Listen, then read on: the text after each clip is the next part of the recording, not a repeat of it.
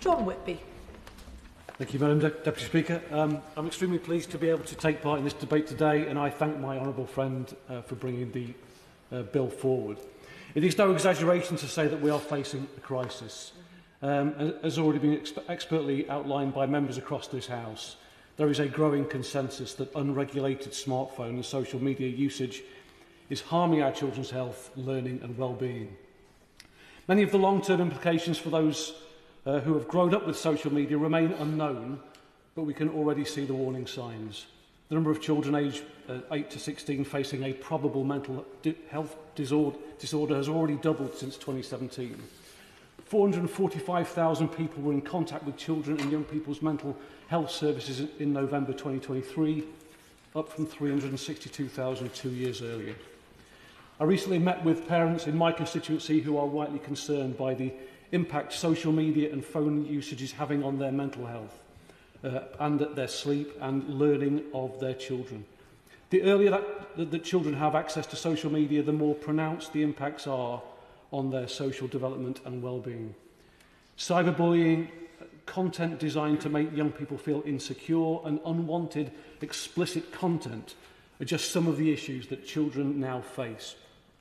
Children are losing out on socialising and time spent outside to activities which isolate them and keep them inside. 1/3 of mental health problems in adulthood are directly connected to childhood experiences. Between 2010 and 2018, the number of young people attending A&E with a psychiatric condition more than tripled. The COVID period exacerbated the social and mental health impacts of smartphone and social media use, but the issues we now face have been in the making for more than a decade. And failure to hold the tech companies accountable and provide the necessary mental health support for our young people has now created a perfect storm for the crisis we are now facing. We mustn't treat smartphone and social media addiction as a natural phenomenon. Tech companies have created systems intended precisely to be addictive and maximise the time users spend on their phones.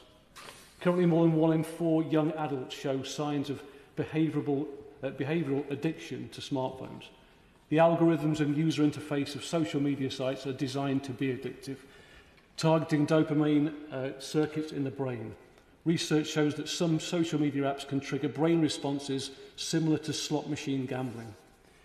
Right now, many parents are forced into an impossible position, with a choice between letting the children access potentially harmful and addictive content or feeling that their child is isolated and left out from their peers. The impacts on mental health and learning are especially pronounced for vulnerable young people who may already lack the support they need at school and in the community. And we can't ignore the political impacts of unregulated social media either. It is incredibly concerning to see extremist content being pushed to young people who are increasingly isolated. Many of these young people spend less time with their friends and less time in physical community spaces.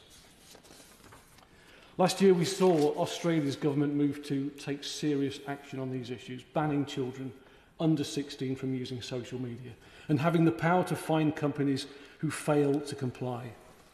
It is clear that we have a very long way to go, but this bill is a positive step and will help to build the national conversation that is needed to tackle the scale of these problems. I just wanted to finish, Madam Deputy Speaker, with a quote from a parent of a child who took his own life. The parent, Chris, filed lawsuits against 2 tech giants. And this is a quote I've seen in an article in the New Yorker magazine from October 2024. He said, "I thought I was a good and responsible father. I checked around the house and locked the doors every night, making everything nice and safe. I didn't understand that the lion was already inside the house."